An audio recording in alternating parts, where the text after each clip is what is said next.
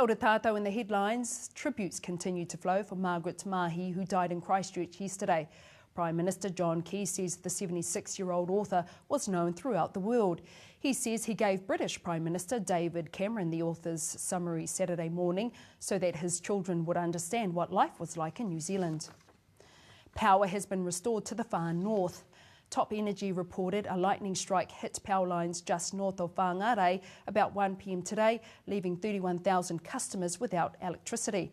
Network's General Manager Keith Gilby says power was restored quickly to critical need places such as hospitals and schools, with the rest of the region reconnected within the hour. Motorists are being told to take extreme care on state highways around the Coromandel and Bay of Plenty.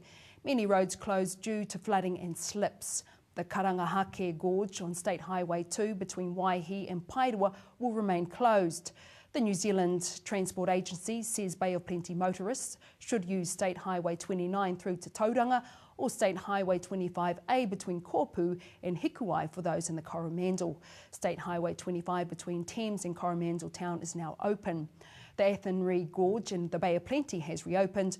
Both lanes of State Highway 2 through the gorge are now open. Plans for plain cigarette packaging could see a legal challenge from cigarette companies. The challenge could be similar to the case Australia is facing in advance of packets being stripped of their branding there in October. The companies argue forcing plain packets on the market breaches international law and trade treaties. Prosecutors are expected to seek the death penalty for the man accused of carrying out Denver cinema shootings. James Holmes has appeared in court for the first time, accused of shooting 12 people dead and wounding 58 others. Staying international, US President Barak Obama has warned Syria's leader, Bashar al-Assad, not to make the mistake of turning to a stockpile of chemical weapons.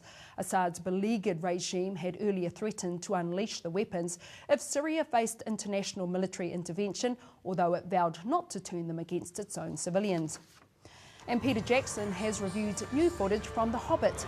His latest production video diary was released at Comic-Con in San Diego and goes behind the scenes on the final days of shooting. Fans also got a glimpse of some new scenes from the film.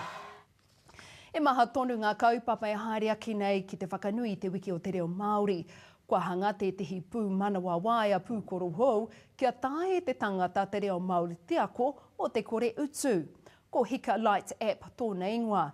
Mā te kamupene o Vodafone te pū manawa waia pūkoro nei e tuku ki ngā kaiutu 50,000 e maua nei te waia pūkoro iPhone i te Android rānei. Ki mai ana te kaihanga a Sophie Tauwehe Tāmati kia mātou, he huarahi nui teniki kia ora tonu ai te reo i te ao hurihuri nei. I puta mai te whakaro o te pūmanawa nei mai i tōku ngākau kia waihanga tia tēnei hei whakaora, hei whakanui i tō tātou reo Māori. Ka mau te wehi. That's it from the newsroom. Remember, you can catch our hourly headlines on Shine TV from 6:30 to 9:30 from Monday to Friday. Mauri ora.